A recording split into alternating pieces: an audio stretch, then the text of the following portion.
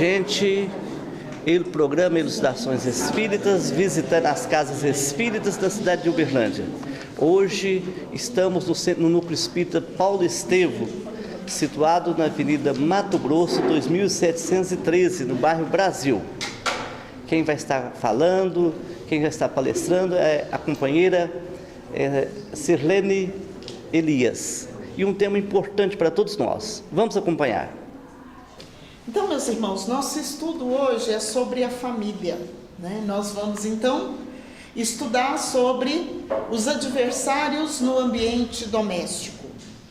Quando nós verificamos, então, na obra espírita, a constituição da família, os planos, o planejamento espiritual que rege a organização da família, né? Porque o lar, como nós sabemos, é uma escola de amor.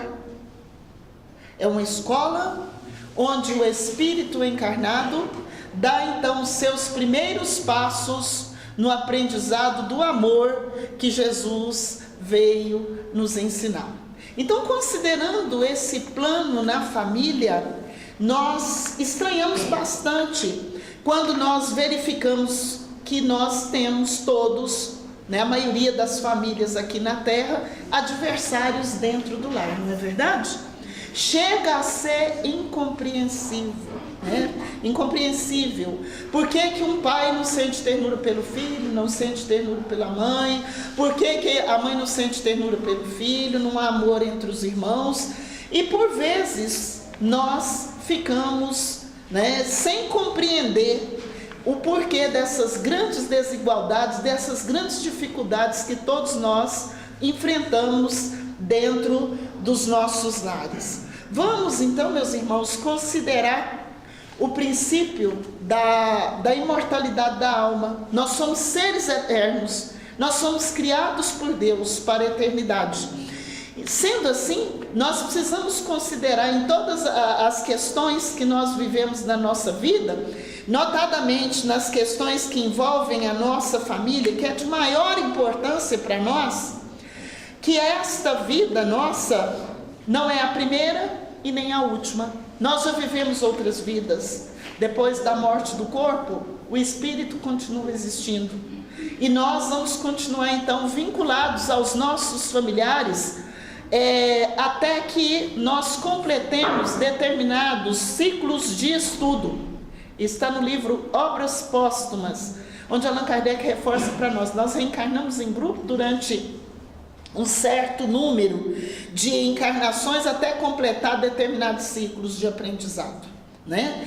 E como nós professamos o princípio da fé raciocinada na doutrina de Allan Kardec, nós precisamos considerar. Nós temos problemas familiares? Temos. Nós temos adversários a conquistar dentro do nosso lar? Temos. Mas como viver? A doutrina espírita é então, conforme nos ensina Allan Kardec, o roteiro para as nossas vidas. Ela é a chave com a qual se explica os vários enigmas, as várias questões que nós temos nas nossas existências. Muitas vezes nós procuramos a causa dos nossos sofrimentos, das nossas desavenças, notadamente das nossas dificuldades espirituais, das nossas dificuldades de relacionamento, e nós não encontramos. Ora, o capítulo 5 do Evangelho segundo o Espiritismo, Bem-aventurados os aflitos, nos informa o seguinte: quando fala então das causas anteriores das aflições, toda vez que nós verificamos os problemas da nossa existência e procuramos a causa deles e não encontramos, bom, eu não fiz nessa vida nada que justifique a dificuldade que eu vivo, a dificuldade que eu enfrento. Considerando que a justiça de Deus que rege todo o universo é perfeita, é baseada em leis de amor, de justiça e de caridade. Se a gente sofre, se a gente tem adversário dentro de casa, se nós temos Problemas de relacionamento é porque alguma causa existe. Alguma justificativa para os sofrimentos que nós enfrentamos na nossa família existe. O pai é perfeito, a sua lei é perfeita, o pai ama todos os seus filhos, quer o bem de todos. Então, se nós sofremos, se nós temos problema, é porque esses problemas foram criados por nós. E determina a misericórdia infinita do Pai, e seu amor e sua sabedoria infinita, que nós temos o trabalho de reerguer os nossos entes queridos até o ponto em que os encontramos, né? Se nós estamos em lutas com os nossos entes queridos, é porque é trabalho nosso. Nós somos devedores dos nossos entes queridos. Está no livro Vida e Sexo, né? Então, Emmanuel fala assim numa outra mensagem do livro Vida e Sexo também, que, mostrando, conforme nós já estudamos aqui, meus irmãos, em outras oportunidades de estudo do Evangelho, que nós já tivemos aqui na nossa casa, permitam-me dizer assim, sabe aquela mulher ciumenta, nervosa, neurótica, que ninguém aguenta mais, que o marido chega e fala, mas não é possível, eu estou casado com essa mulher há 30 anos, eu já não aguento mais, é só briga, é só mandar, é só exigência, nada satisfaz. A mulher pode falar a mesma coisa, né? Porque o marido, conforme nos diz outras passagens do Evangelho, costuma pensar assim, aqui eu sou o dono da casa, eu ponho tudo aqui dentro dessa casa, é eu que mando e desmando, e sou obedecido. E o Evangelho segundo o Espiritismo nos lembra que poderia ser acrescentado a esses pensamentos ou até a estas palavras, porque nós, nesse estágio evolutivo de muita imperfeição que nós vivemos ainda, nós pensamos, somos donos dos nossos familiares, nós somos donos da sua vontade, nós somos donos da sua hora de alegria, nós somos donos das suas escolhas pessoais, dos seus projetos existenciais de vida. Muitas vezes é só dar uma oportunidade, a gente pensa que tem poder, perdoa os irmãos as minhas palavras, de vida e de morte sobre os nossos entes queridos. Nós não agimos assim? É só a gente descuidar um pouco da vigilância e nós estamos então mandando, decidindo, resolvendo, programando a vida do próximo sem nenhum respeito pela sua individualidade. Então é uma fonte de problema, né? E nós então temos quando a gente pensa que é dono da vida do próximo, nós já estamos então criando uma fonte de problema, uma fonte de questões gravíssimas, que muitas vezes para resolver uma atitude dessa vai séculos, vai vidas e vidas, né? Nós vamos ler aqui a Carta às Famílias do poeta Casimiro Cunha. É certo que sobre a terra, nas lutas de expiação, muitas vezes o lar se forma para a dor da redenção. Por vezes os inimigos de existências passadas recebem o mesmo sangue em existências amarguradas. É o resgate doloroso, a algema que no futuro transforma o ódio tigrino em tesouros do amor puro. Eis aí, porque não raro, nessa prova que redime, irmãos surgem contra irmãos, raiando até pelo crime.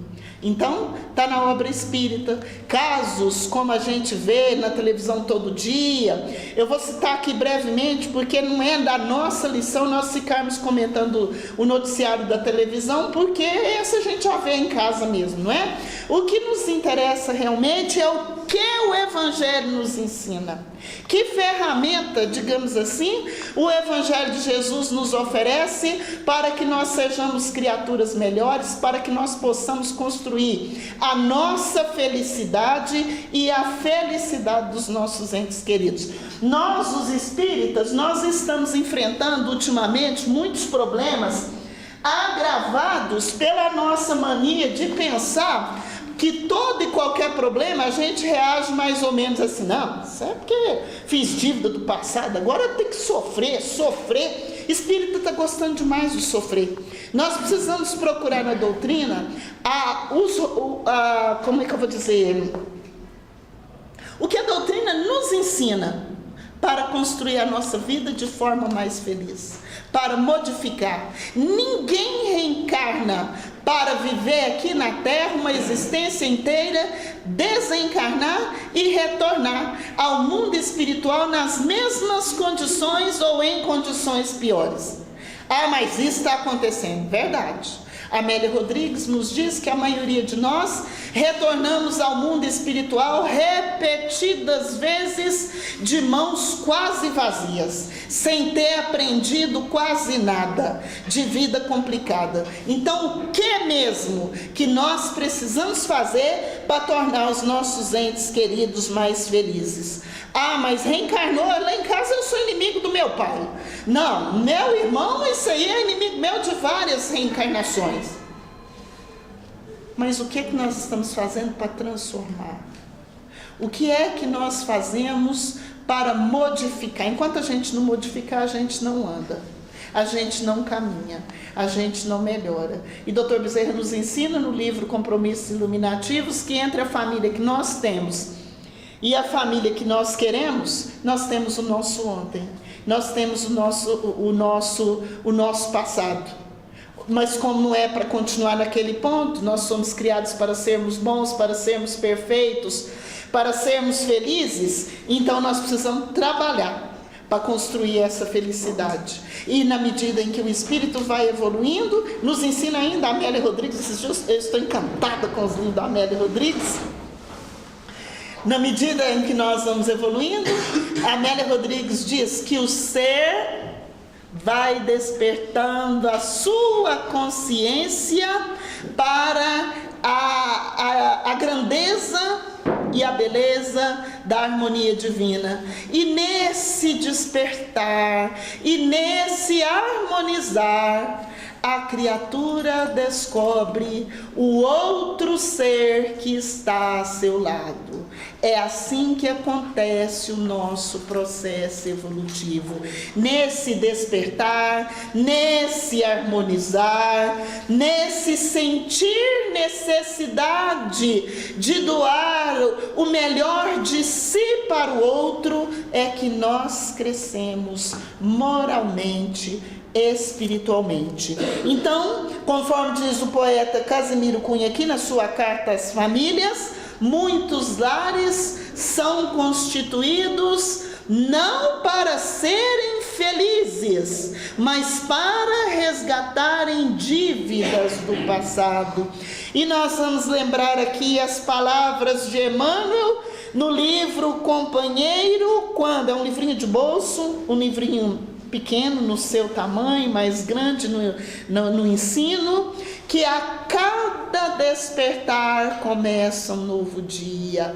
A reencarnação, a nossa existência tem um novo recomeço, tem uma nova chance a cada dia que amanhece, porque em cada dia nós podemos viver melhor, nós podemos ser criaturas melhores. Então nós podemos fazer isso modificando a nossa forma de viver. E isso é tarefa que ninguém pode fazer para nós. Olá, amigos. Quero mais uma vez pedir para que você que nos acompanha, para que você possa ser um doador da Clínica Jesus Nazaré.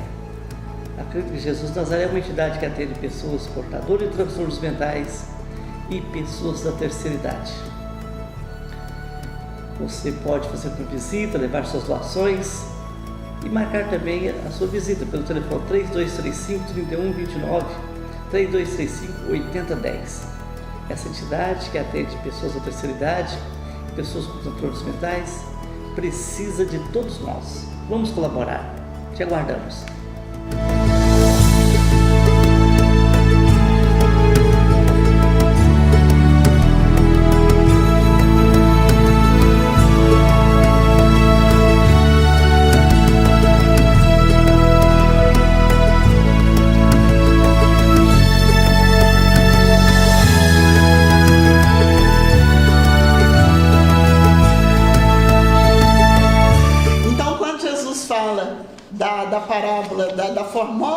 parábola dos talentos, né? O primeiro talento que nós temos que conquistar, que nós temos que aplicar para conseguir outros, é a nossa vida em família. Nós temos que dar conta da nossa família. Rodolfo Caligares, quando estuda as parábolas de Jesus, ele fala o seguinte, que aquele servo que ganhou um talento é aquela pessoa que dá conta só de cuidar da sua vida, ainda não dá conta da sua família. Na medida que vai evoluindo, aí vai aumentando a capacidade. A pessoa passa a dar conta de orientar e de dirigir uma família. E os que têm 5 talentos são responsáveis por grupos maiores de pessoas. É da família que surgem então os homens públicos, os homens de ciência, os homens de gênio, conforme nos ensina então o livro Jesus no Lar, quando Jesus nos diz que a nossa casa, o nosso lar, exporta então caracteres, gente melhor, pessoas de bem para toda a humanidade, né? E quando nós falamos mal dos nossos, agora achei. Quando nós falamos mal dos nossos, o que acontece? Nós faltamos com o amor, nós faltamos com a caridade. Alguém que compreende mais a vida pode até não falar, mas aí pensar, nossa, mas fala tão mal dos seus familiares. Será de quem que ele gosta? E nós precisamos agradecer os nossos familiares porque nós estamos com eles, não é? Ruim com eles, pior sem eles, já diziam os antigos, não é verdade? Muito bem, na noite de cada dia, nas luzes das orações, envia a Deus os apelos de tuas inquietações. Então tem coisa que dá certo. Ontem liguei a televisão e era uma hora que eu não tinha muito prazo não. Pois lá naquelas mensagens de Chico Xavier, lá no YouTube, e surgiu um pensamento lá que eu não sei nem em que livro está lá. Não há problema que o tempo e a paciência não resolva. Todo problema tem solução. Toda convivência difícil tem solução. Ué, mas quando que vai começar a resolver? Quando eu melhorar.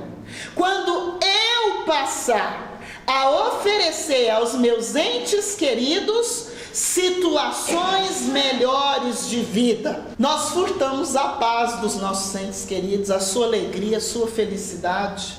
Nós furtamos a tranquilidade deles. Nós que viemos ao mundo juntos para aprender o amai-vos uns aos outros, conforme nos ensina o livro dos Espíritos, nós muitas vezes causamos a infelicidade dos nossos entes queridos. Então, quando vai começar a mudar? Quando nós modificarmos. Quando nós oferecer aos nossos entes queridos o que nós gostaríamos que eles oferecessem a nós. Então, essa é a primeira coisa que nós devemos fazer para modificar, então, a nossa situação em família. E a segunda oração pelos entes queridos, né? Tolerância. Olha que maravilha, que eu vou terminar a carta primeiro, depois eu leio essa parte da tolerância aqui. Quanto ao mais, teu sacrifício é santa expressão de dor, purificando a família no plano do eterno amor. O autor é o Espírito Casimiro Cunha, do livro Cartas do Evangelho, psicografia de Francisco Cândido Xavier. Quero lembrar aqui mais uma vez que nós estamos vivendo na Terra como seres materialistas, embora nos professemos adeptos da terceira revelação. Ah, mas como? Quanto tempo da semana? Quanto tempo? Quantas horas por dia? Nós nos dedicamos ao estudo, leitura e meditação do Evangelho. Quanto tempo do dia nós tiramos para orar pelos nossos entes queridos? Já realizamos o culto no lar, o Evangelho no lar? O Evangelho no lar é uma proposta semanal, conforme nos ensina a literatura espírita, né? A família se reúne durante um dia pré-determinado na semana e faça ali a oração no lar, a oração em conjunto, a oração em família, né? E quando a família é mais numerosa, quando tem mais pessoas, nós então recomendamos que o culto tenha duração máxima de 30 minutos, não sendo de forma nenhuma aconselhável, como já é do conhecimento dos irmãos, manifestações mediúnicas no momento da realização do Evangelho no Lar. E Joana de Ângeles, no livro SOS Família, vai então tratar minuciosamente dos benefícios do culto no lar. E ela fala então que quando a família realiza o Evangelho no lar, os dirigentes da família, os membros da família recebem inspirações luminosas para resolver os problemas do cotidiano, modificando as questões mais graves e levando todos à harmonia que necessita ao longo do tempo, ao longo da vida. O Evangelho de Jesus é para ser vivido dentro da nossa casa com os nossos entes queridos todos os dias. Viver em família é renunciar, né? E o Divaldo fala nas suas palestras que aquele que renuncia, aquele que perdoa, aquele que doa algo de si, é o primeiro que recebe paz de consciência, recebe tranquilidade moral para continuar vivendo, continuar aprendendo e continuar ajudando. Porque tem também um outro caso muito importante que nós precisamos, meus irmãos, aprender a tirar tempo para orar, agradecer e reconhecer a bênção do lar, a bênção do grupo familiar e reconhecer que, na verdade, aquele que é mais agressivo, aquele problema mais doloroso que nós temos na nossa família, foi a gente que criou, né? Continuando aquela lição que eu falei, que está lá no livro Vida e Sexo e também no livro Luz no Lar, do Emmanuel. Sabe quem é aquela filha neurótica, problemática, que vive tomando remédio controlado, que tem depressão e que tem problemas mil? É aquela moça que foi traída, desonrada e abandonada em outras vidas. Então está dentro do lar, não é? E assim os filhos complicados. Eu conheci o Raul Teixeira dentro da nossa casa, lá no Grupo Espírita Bezerra de Menezes. Quando ele veio, ele deu uma palestra e ele contou o seguinte: se eu já contei essa história aqui, eu peço desculpa para os irmãos, mas de vez em quando é preciso repetir uma história. Então, era um rapaz muito bonito, muito inteligente, muito preparado para começar a sua vida profissional. E ele sempre conseguiu emprego, mas ele tinha um problema. Ele não parava em emprego nenhum. Ele entrava poucos dias, ele saía do emprego. Mas por quê? Ele não podia sentir perfume. Ele sentia perfume e ele desmaiava. Já pensou que sofrimento? E de problema em problema, até que um dia alguém disse: tem que ir para uma casa espírita, tem que ir lá fazer o tratamento. E a mãe procurou a casa espírita e foi dito para ela, depois de tudo resolvido, né? Nós sabemos que quando as famílias procuram as nossas casas espíritas, não é necessário que o que está doente frequente o trabalho mediúnico, que a espiritualidade cuida de tudo. Então foi dada a seguinte comunicação: em tempos recuados, aquele rapaz tinha um grande amigo e passou muito tempo longe do amigo. E de repente, ele ficou sabendo que o amigo dele se casou. Gente da alta sociedade, possuía castelos, títulos de nobreza, era uma coisa assim muito boa mesmo, né, que a gente pensa. Aí ele foi, e naquele tempo era comum um passar tanto tempo na casa do outro, meses na casa do outro. E durante essa estadia na casa do amigo, que o recebeu como um verdadeiro irmão, surgiu a necessidade de uma viagem de negócios para o dono da casa. Mas ele podia ir, porque a visita, o visitante, o hóspede, era para ele um verdadeiro irmão. E ele foi. E aquelas viagens antigas demoravam meses, né? Demoravam meses e ele foi. Ele foi e naquele convívio o visitante se envolveu com a dona da casa, né? E eis que de repente, quando menos se espera, o dono da casa antecipa a volta e retorna inesperadamente e apanha os dois em adultério. Para abafar o crime, ele foi assassinado e envolvido numa quantidade muito grande de lençóis, e pegaram todos os perfumes que estavam ao alcance e jogaram nesse corpo e trancou num quarto de vestir. Aquilo ali acabou. Ninguém da terra passou, ninguém da terra teve conhecimento disso. Mas a lei divina nos alcança, onde quer que nós estejamos. E é por isso que esse rapaz não podia sentir cheiro de perfume. O espírito foi tratado pela espiritualidade. A mãe era a esposa traidora de outras vidas. A mãe e o filho se tornaram espírita, se modificaram moralmente e o rapaz pôde, enfim, seguir o seu plano reencarnatório. Então, os problemas de adversários que nós temos dentro do nosso lar é problema de amigo traído, é problema de gente que nós abandonamos em épocas passadas, são comparsas de atitudes menos felizes que nós tomamos em outras vidas. As dores, as dificuldades são recursos evolutivos. Nós só vamos ser felizes quando nós conseguirmos reerguer todos os nossos entes queridos. Assim nos ensina o livro Ave Cristo. Então a primeira passagem é essa aqui: reconciliai-vos o mais depressa possível com o vosso adversário, enquanto estáis com ele a caminho, para que ele não vos entregue ao juiz, e o juiz não vos entregue ao ministro da justiça, e não sejais metido em prisão. Digo-vos em verdade, que daí não saireis, enquanto não houverdes pago o último ceitil.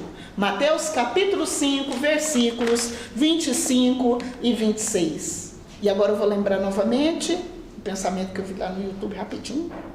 Não há problema que o tempo e a paciência não resolva. Para nós resolvermos as nossas grandes questões da nossa vida, o nosso problema de família é um problema de amor. Enquanto nós temos problema na nossa família, a gente não tem sossego, não é verdade? Pode ganhar na loteria, pode estar em excelente condição financeira, na situação social mais favorável. Se temos problema em família, temos dor no coração. A gente sofre e não tenhamos dúvida, os nossos entes queridos sofrem também. Até aquele que está mais rebelde, mais revoltado. Sabe por que ele está rebelde e revoltado? Porque ainda não acredita na vida que a gente oferece a eles. O dia que acreditar vai mudar. O Espírito cura, né? Então, Deus opera essas maravilhas, né? Se é que eu posso dizer assim, todos os dias na nossa vida. Oi, amigos, estamos no final. Te agradecemos a sua participação, você que esteve o tempo todo com a gente. Lembrando que toda semana nós retornaremos uma fala de um expositor espírita de Uberlândia e também do Brasil. Fique com Deus e até a próxima semana.